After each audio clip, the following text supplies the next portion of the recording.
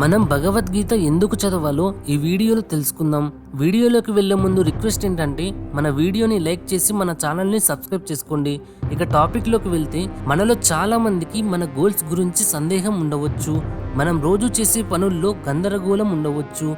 మనం ఉద్యోగం చేయాలా మానేయాలా అనే ప్రశ్నలు కూడా రావచ్చు. ఇంకా అపార్థం, భయం మరియు ఆందోళనలు మనలో చాలా మందికి ఉంటాయి. ఎప్పుడైనా ఒక విషయం గురించి మనం స్పష్టంగా క్లియర్గా అర్థం చేసుకున్నప్పుడే మనం సరిగ్గా నిర్ణయాలు తీసుకోగలం. అలా స్పష్టంగా క్లియర్గా ఒక విషయం గురించి తెలియనప్పుడే మనం సరిగ్గా డిసిషన్స్ తీసుకోకపోవచ్చు. భగవద్గీత చదివినప్పుడు మనం మన జీవితంలో ఎదుర్కొంటున్న సమస్యలే యోధుడైన అర్జునుడు కూడా ఎదుర్కొంటున్న సమస్యలని మనం చూస్తాము. అర్జునుడు తన సొంత కుటుంబం మరియు తన శత్రువులను ఎదుర్కోబోతున్నాడు. ఒకప్పుడు తనని పట్టించుకున్న వారే ఇప్పుడు భూమి కోసం, అధికారం కోసం వెన్నుపోటు పొడిచేందుకు సిద్ధమయ్యారు.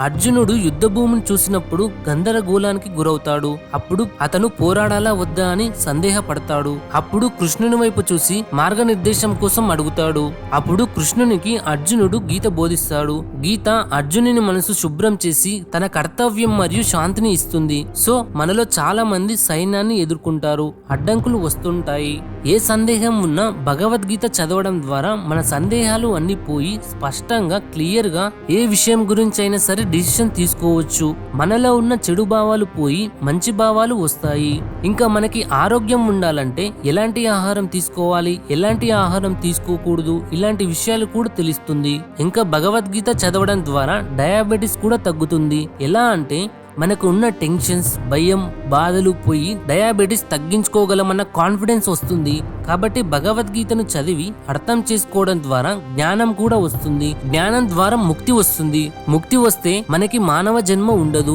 ప్రపంచంలో ఉన్న ప్రతి ఒక్క క్వశ్చన్ కి భగవద్గీతలో సమాధానం ఉంటుంది. జై శ్రీకృష్ణ. ఈ వీడియో కనుక నచ్చితే లైక్ చేయండి. ఇలాంటి మరిన్ని వీడియోస్ కోసం మన ఛానల్ని సబ్స్క్రైబ్ చేసుకోండి. మరి ఈ వీడియోపై మీ ఒపీనియన్ ఏంటో కింద కామెంట్ రూపంలో తెలియజేయండి.